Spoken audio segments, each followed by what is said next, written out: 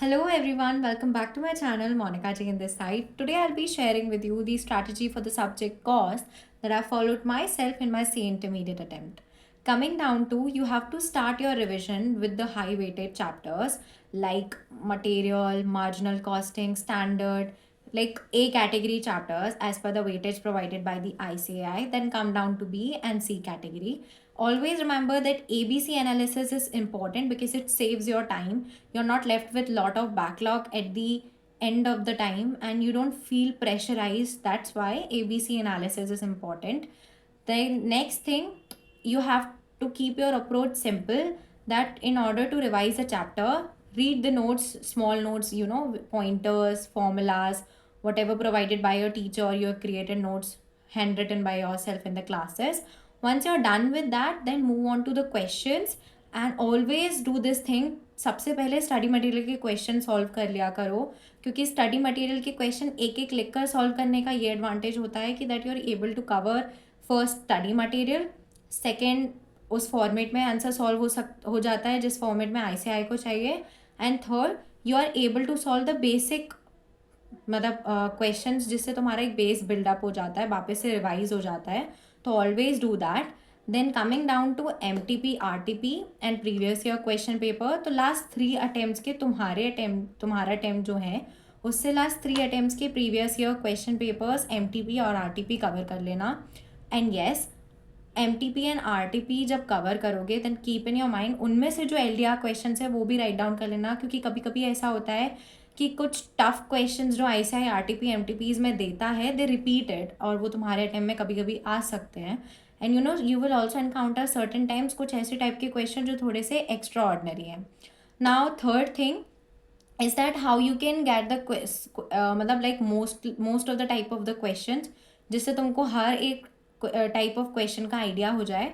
तो उसके लिए I follow Namit Arora sir का क्वेश्चन आयर. बूस्टर था उसका नाम, cost booster. He uploaded it for the free on his YouTube channel. तो मैंने वहाँ से वो ग्रैब करा था. वो बहुत हेल्पफुल था क्योंकि उसमें हर टाइप का एक एक क्वेश्चन था, जिससे आई हैड एन आइडिया कि एटलीस्ट स्टडी मटेरियल से बेसिक क्वेश्चन कवर हो गए, RTP MTP से एक्स्ट्रा ऑर्डनरी और उसके क्वेश्चंस कवर हो गए, और नमित अरोरा सर के से मैंने each type of question cover कर लिया था. तो बेसिकली मैंने most of the type of question तो कवर कर लिए थे smartly. This was my approach. Now about the mock test, yes again same, मैंने कुछ कुछ पोर्शन ऑफ सिलेबस को कर करके फ्लैश टेस्ट दिए थे. Like I divided my whole portion of the cost in 3 parts and gave the flash test. And मैंने half and half test दिए थे by dividing the syllabus in 2 parts. And मैंने 2 series of full mock test दिए थे, जिससे I gave mock test also in 3 stages. ये approach इसलिए अच्छा होता है बिकॉज फर्स्टली तुमको खुद पे बहुत ज़्यादा प्रेशर ना डाल के स्मॉल पोर्शन ऑफ सिलेबस के लिए अपियर होना चाहिए टेस्ट में, then you appear for the bigger half portion, then you appear for the full portion. तो इससे धीरे धीरे also you realise your mistakes better. मतलब अचानक से पूरे एक फुल टेस्ट पे जंप कर लेना, it's not a smart move what I thought. So I did that and was actually very helpful. क्योंकि इससे क्या हुआ था, वाइल राइटिंग द एग्जाम मेरी अप्रोच बहुत अच्छी रही थी. I knew how to attempt the answer, I knew where to start from, and I literally completed my whole question paper before 20 to 30 minutes of the end of the 3 hour period. तो वो मेरी बहुत अच्छी approach रही थी. And हम सितंबर 2024 का paper जहाँ तक मुझे याद है, इट वॉज टू लेंदी. तो ये अप्रोच मॉक टेस्ट की जो थी, it was very helpful. If you need these mock test for yourself which I practise, the link of the Telegram channel is in the description below. Please go through that. All the updates are there. Then coming down to how I practice for the MCQs, क्योंकि certainly कैसा ऐसा होता है FM और cost में MCQs बहुत परेशान करते हैं, क्योंकि they literally give you MCQs जो एज बिग एज एक क्वेश्चन के होते हैं. मतलब एक पूरा डिस्क्रिप्टिव क्वेश्चन अगर कोई तुमको MCQs में दे देगा तो what will be your situation.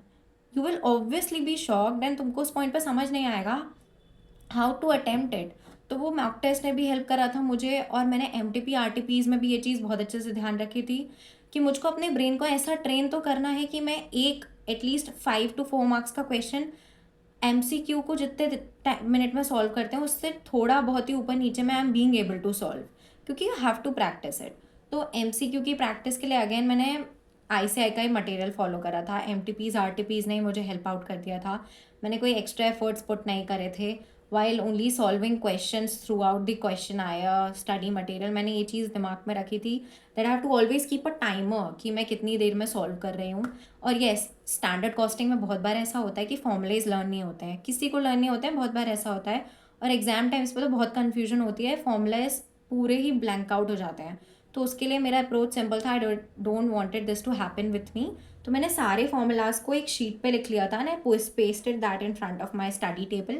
And मैं रोज़ उनको पढ़ती थी. Even through out solving the questions मैंने अपनी अप्रोच बनाई थी कि स्टार्टिंग के कुछ कुछ क्वेश्चंस तो मैं देख के सॉल्व करती थी कि हाँ फॉर्मूला एक बार देखती जाऊँ करती जाऊँ.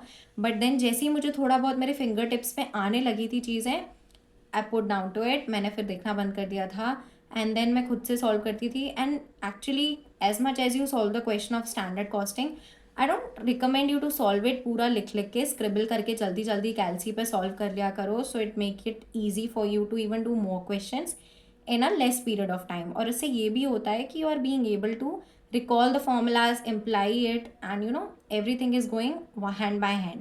One more thing that I would like to add on to this is that please बहुत अच्छे से अपने आंसर राइटिंग की प्रैक्टिस कर लेना. क्योंकि क्या रहता है ना कि कॉस्ट में सबसे बड़ी प्रॉब्लम जो मुझे आती थी personally, I want to share it with you, is that जब मैं क्वेश्चन पढ़ती थी ना तो मुझे पता रहता था कि इस क्वेश्चन की अप्रोच क्या है, मुझे करना क्या है इस क्वेश्चन में, पर कैसे शुरू करना है, what will be my very first and foremost step, मुझे नहीं पता रहती थी. I don't know why this use to happen with me, but मैं ब्लैंक आउट हो जाती थी क्वेश्चन सॉल्व करते से ही. तो मैंने रिविजन में ये चीज़ के ऊपर भी बहुत वर्क करा कि अगर मेरे सामने क्वेश्चन आता है, so how I am going to start it. एक बार मैंने अगर स्टार्ट कर दिया करना तो फिर या I know the next thing what to do, मतलब पूरा बाकी का हो जाएगा फिर मुझसे. तो वो चीज़ का प्लीज़ बहुत ज़्यादा ध्यान रखना कि how you will start solving the question. Initial steps बहुत इंपॉर्टेंट होते हैं.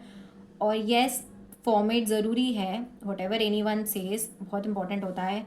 क्योंकि ऐसा को अगर you know if your copy is neat and you have a particular format, you solve it in the particular format, तो तुम्हारा भी माइंड क्लियर रहता है थ्रू आउट द क्वेश्चन. अब even if you are only you know doing so much cause in your answer, तो तुम ही at the end में फिगर आउट नहीं कर पाते हो कि अरे चेक क्या करूँ, फिगर्स कैसे मैच करूँ, where I solve this, where I solve that. So don't do that. Have a particular format with you कि तुम्हें कैसे सॉल्व करना है, प्रॉपर वे में सॉल्व करना. इसलिए मैं बोल रही हूँ स्टडी मटेरियल के क्वेश्चंस जो है लिख लिख के प्रैक्टिस कर लेना. एवरीबडी सेज क्या वो इनफ होता है स्टडी मटेरियल, इनफ होता है, नहीं होता है study material enough, because I खुद हमेशा स्टडी मटेरियल से चीज़ें नहीं देता है. पर एटलीस्ट स्टडी मटेरियल का जो मेन ऑब्जेक्टिव है कि तुम्हारे बेसिक क्वेश्चंस क्लियर हों, तुम्हारे एटलीस्ट आंसर राइटिंग का फॉर्मेट उसके अकॉर्डिंग हो, सेकेंड थर्ड तुम्हारे लिए एक सेंस ऑफ सेटिस्फैक्शन आ जाए कि हाँ स्टडी मटेरियल कवर कर लिया जो कि इंस्टीट्यूट ने खुद ही प्रोवाइड करा है. तो तुमको एवरीथिंग यू मतलब लुक ऑन टू वो प्रॉपर दिखने लगता है. That is why study material important होता है और कुछ नहीं. तो येस, स्टडी मटेरियल सॉल्व करना है. एक्स्ट्रॉर्डनरी क्वेश्चंस के लिए RTP, MTP, PYQs. And yeah, I hope you like the content. Please stay tuned for more such content and keep telling me what I can do more for you all guys. And there is a link of Telegram channel for the mock test in the description below. Please go through it. And yes, stay tuned for more such content. Stay consistent, stay disciplined, and stick to your plan. All the best.